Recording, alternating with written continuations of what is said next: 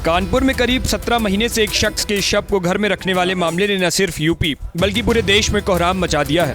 Police को सूचना मिलने के बाद आनन फानन में उसका अंतिम संस्कार कानपुर के भैरव घाट पर ही देर शाम करवा दिया गया। लेकिन एक्सपर्ट्स की माने तो बिना पोस्टमार्टम अंतिम संस्कार कराना पुलिस प्रशासन और मेडिकल विभाग की बड़ी लापरवाही है। अगर शव की ठीक से जांच होती तो कई रहस्य सुलझाए जा सकते थे, लेकिन पुलिस ने अपना सिरदर्द कम करने के लिए शव का शुक्रवार रात अंतिम संस्कार करा दिया। गौरतलब है कि विमलेश की मौत 21 अप्रैल 2021 को हो गई थी। जिला अस्पताल में डॉक्टरों ने कार्डियक रेस्पिरेटरी सिंड्रोम के चलते मौत का कारण बताया था, लेकिन तभी किसी ने कह दिया कि विमलेश की नब्ज चल रही है, जिसके बाद परिजनों ने अंतिम संस्कार से इनकार कर शव को घर में ही रख लिया था। शव के साथ व्यवहार भी ऐसा कर रहे थे मानो वह जिंदा हो। यहाँ तक कि माता पिता तो अब भी यह मानने को तैयार नहीं है कि उनके बेटे की मौत हुई है। उनका कहना है कि प्रशासन ने जिंदा बेटे का अंतिम संस्कार करवा दिया। हाँ, तो हम लोग सामान मंगा लिए थे ना। हाँ। उसके बाद लेटे थे तो वो पल्स होती है ना, वो चेक किया गया, वो चल रही थी। हाँ, फिर धड़कन चेक किए गए तो वो भी चलने लगी। तो हम लोग जिंदा थे तो फिर नर्सिंग होम में ले गए, यहाँ फॉर्चून ले गए सिटी, कानपुर सिटी हॉस्पिटल। किसी ने लिया नहीं लिया। हाँ, ये ये थे अहमदाबाद इनकम टैक्स असिस्टेंट अधिकारी। तो जब कल टीम आई है उसके बाद जब चेक किया तो वो तो शरीर का देख के ना चेक कर दिया कि मृत है। और वो चेक किए हैं धड़कन भड़कन, यहाँ तो कुछ नहीं चेक किए। हम देखे हम तो वहीं थे।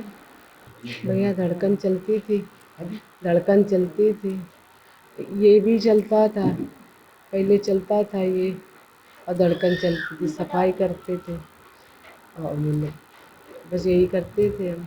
सफाई किस चीज़ से करते थे? पानी से करते थे, फिर अब गंगा जल से करने लगे थे। और कोई तेल? नहीं, कोई नहीं, कड़वा तेल नहीं लगाते थे। वो तो चिपचिपाने लगेगा। हम शैम्पू और साबुन से नहाते थे भैया। हाँ, हम नहाते थे। कोई रख सकता है बॉडी? एक दिन की नहीं रख सकता है। एक दिन में तो बदबू करने लगेगी। हम 1.5 साल से कैसे रखे रहे। तो अभी जब तक वो लोग चेक करने आए? ये झूठ बोले। चेक कहाँ किए? ये चेक नहीं किए भैया। धड़कन चल रही थी हमारे बेटा की। अस्पताल ले गए? हाँ, धड़कन चल रही थी बेटा, वहाँ भी नहीं चेक किया। ये तो हम कह रहे जबरदस्ती हुआ है हमारे साथ। वहीं मेडिकल के जानकारों का कहना है कि कोई भी ऐसा कारण नहीं है कि शव खराब नहीं हो और अंगों में सड़न ना हो। मेडिकल कॉलेज के एनाटॉमी विभाग के प्रोफेसर डॉक्टर प्रमोद ने बताया कि ऐसा हो ही नहीं सकता कि शव से बदबू नहीं आई हो। देखिए, अगर मृत्यु उस मरीज की अगर मृत्यु 1 साल पहले हो चुकी है और आज की डेट में वो चूँकि ममीफाइड हो चुका है, वो पूरा सूख चुका है, तो आज तो डेथ नहीं, स्मेल नहीं आ रही होगी। लेकिन जब उनकी मृत्यु हुई होगी और उसके बाद पूरा प्यूट्रिफिकेशन की जो प्रोसेस है वो ज़रूर हुई होगी। इनको पता नहीं चल पाया होगा, क्योंकि एसी अगर एसी चल रहा होगा वहाँ, अगर उसका टेम्परेचर कम होगा तो उसमें बदबू का ना पता चलना हो सकता है। स्वाभाविक है कि अगर बहुत चारों तरफ स्मेल हो, कुछ जला के रखा गया हो तो ना पता चला हो, लेकिन ऐसा नहीं होगा कि उसमें सड़न तो हुई होगी। अगर उसको बाहर से किसी लेप के द्वारा या कोई फॉर्मलिन या कोई ऐसा सोल्यूशन उसको प्रिजर्व नहीं किया गया है तो उसमें प्यूट्रिफिकेशन की जो नेचुरल प्रोसेस है वो ज़रूर हुई होगी। नहीं, मैंने तो उसमें मेरी मतलब मुझे संज्ञान में नहीं है कि क्या जांच हुई है उसकी, लेकिन अगर सड़न हुई है, बदबू आ रही है, अगर उसमें नहीं आ रही है तो वो बहुत लंबे समय की बॉडी रखी हुई है, इसलिए उसमें स्मेल नहीं आ रही है। वहीं मेडिकल कॉलेज के मनोरोग विभाग के विभागाध्यक्ष डॉक्टर गणेश शंकर ने कहा कि यह अपने आप में एक अनोखा केस है। इस तरह के केस बहुत कम देखे गए हैं। प्रथम दृष्टया यह केस शेयर्ड डिलीवरी डिसऑर्डर या शेयर्ड साइकोटिक डिसऑर्डर नाम की बीमारी का प्रतीत होता है। देखिए, ये जो केस हम लोगों के संज्ञान में आया है, यह मेडिकल साइंस का बहुत ही अनोखा केस है। इस तरीके के केसेस बहुत ही कम देखे गए हैं और जहाँ तक मुझे इस केस की जानकारी है कि एक व्यक्ति जिसकी मृत्यु 22 अप्रैल सन 2021 को हो चुकी है और उसका पूरा परिवार, जिसमें कि उसके माता पिता, उसकी पत्नी, उसके चाचा और उसके बच्चे भी रहते हैं, और सभी इस बात पर विश्वास करते हैं कि वह व्यक्ति आज भी जीवित है। कहीं ना कहीं यह दर्शाता है कि परिवार के सदस्यों की मनोदशा शायद सामान्य नहीं कही जा सकती। हालांकि मैं ये कहूँगा, जब तक कि परिवार के सदस्यों से बातचीत ना हो जाए, उनके पक्ष को हम जान न लें, तब तक किसी निष्कर्ष पर पहुंचना तो बड़ा मुश्किल है। लेकिन प्रथम दृष्टया यह केस शेयर्ड डिल्यूजनल डिसऑर्डर या शेयर्ड साइकोटिक डिसऑर्डर नाम की बीमारी का प्रतीत होता है।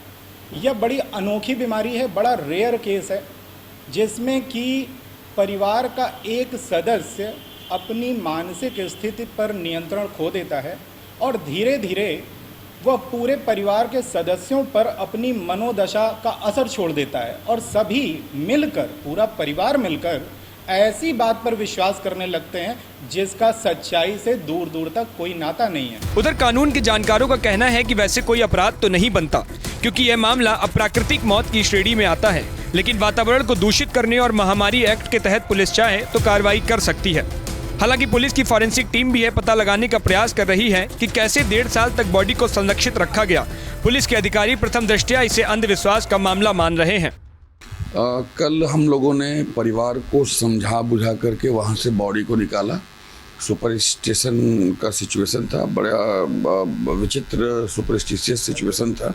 वो मानने को तैयार नहीं थे कि उसकी मृत्यु हो गई है, उस व्यक्ति की। वहाँ से हम लोग हाईलाइट ले गए इस बात को कहते हुए कि हम उनकी बेहतर चिकित्सा करवाएंगे एंड सब्सिक्वेंटली हाईलाइट से सारी चीज़ें क्लियर करने के बाद उनका क्रिमेशन हुआ। हम लोगों ने जो रिकॉर्ड देखे हैं, मोती हॉस्पिटल में 2021 के अर्ली पार्ट में ही उनकी डेथ हो गई थी और वहाँ पे बड़ा क्लियर हॉस्पिटल में सब कुछ एंटर्ड है कि रेस्पिरेटरी सिंड्रोम की वजह से बेसिकली जो है श्वास गति रुक जाने की वजह से उनकी मृत्यु हो गई थी। और उसके बाद से कल तक डेड बॉडी को वहाँ रखा गया। ये बड़ा अजीबोगरीब सिचुएशन है कि आसपास में दुर्गंध भी नहीं फैला और जन स्वास्थ्य की दृष्टि से एक भी कंप्लेन किसी भी व्यक्ति के द्वारा कहीं भी नहीं किया गया, किसी भी फोरम पे, न तो सोशल मीडिया में लिखा गया न किसी फोरम पे किया गया। इसका मतलब है कि कम से कम somehow they were managing कि कोई दुर्गंध नहीं आ रही थी। और चीज़ों को हम समझने की कोशिश कर रहे हैं कि उसके पीछे मोटिव क्या था, इंटेंशन क्या था, क्यों बॉडी को इतने दिन रखा गया। हालांकि ये तो बड़ा एविडेंट है, क्लियर है कि सुपरस्टिशियस सिचुएशन था और वो कल भी नहीं मान रहे थे कि उनके परिवार का सदस्य मृत हो गया है। लेकिन कैसे रखा गया और क्या क्या चीज़ें इसमें की गई हैं, ये सारी चीज़ें हैं जो हमारी जांच का विषय है। हमने इसके लिए एक एग्जामिनेशन के लिए टीम बनाई है और वो टीम सभी पक्षों का, सभी बिंदुओं का सम्यक अध्ययन करेगी ताकि हम भविष्य के लिए इससे जो हमारे लर्निंग पॉइंट्स हैं, कोर्स करेक्शन है, उसको हम ले सकें और साथ में जो पिछली घटना है जो हो चुकी है उसमें जो हमें करना चाहिए, नेसेसरी लीगल स्टेप लेना चाहिए, वो हम ले सकें। हालांकि जब तक हैरान कर देने वाले इस केस की गुत्थी खुल नहीं जाती, तब तक किसी के लिए भी कुछ कह पाना आसान नहीं होगा। नमस्कार, मैं हूं मानक गुप्ता। अगर आपको हमारा ये वीडियो पसंद आया हो तो इसे लाइक और शेयर जरूर करें और हाँ, हमें सब्सक्राइब और फॉलो करना ना भूलें ताकि आप देश और दुनिया की कोई खबर मिस ना करें। तो जुड़े रहिए हमारे साथ और देखते रहिए न्यूज़ 24।